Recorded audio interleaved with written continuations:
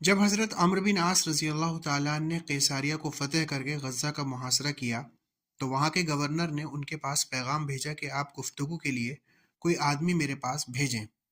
حضرت عمرو رضی اللہ تعالیٰ عنہ ایک عام آدمی کی حیثیت سے خود ہی تشریف لے گئے اور گفتگو شروع کی۔ غزہ کا گورنر ان کے حکیمانہ انداز گفتگو اور جرأت اور بے باکی سے بہت متاثر ہوا۔ اس نے پوچھا، کیا تمہارے ساتھیوں میں تم جیسے کچھ اور لوگ بھی ہیں؟ حضرت عمرو رضی اللہ تعالیٰ عنہ نے فرمایا کہ یہ بات نہ پوچھیں، میں تو ان میں سب سے کمتر آدمی ہوں، جبھی تو انہوں نے مجھے یہاں بھیجا۔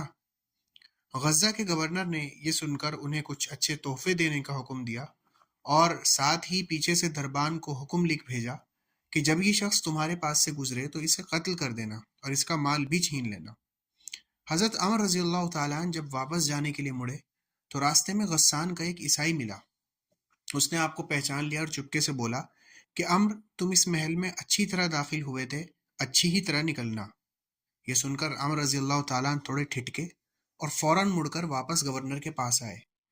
اس نے پوچھا، کیا بات ہے، کیوں آئے ہو؟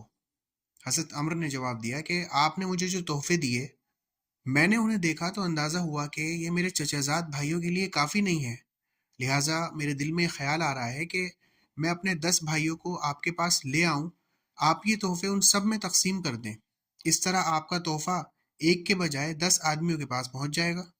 گورنر دل ہی دل میں بڑا خوش ہوا کہ اس طرح ایک کے بجائے 10 آدمی قتل کرنے کو ملیں گے۔ چنانچہ اس نے کہا کہ تم ٹھیک کہتے ہو، انہیں جلدی سے لاؤ، اور یہ کہہ کر دربان سے کہلا بھیجا کہ اب اس شخص کو جانے دو۔ حضرت عمر محل سے نکل کر دور تک مڑ مڑ کر دیکھتے رہے، اور جب خطرے کی حدود سے باہر نکل گئے تو فرمایا، آئندہ ان جیسے غداروں کے پاس نہیں آؤں گا۔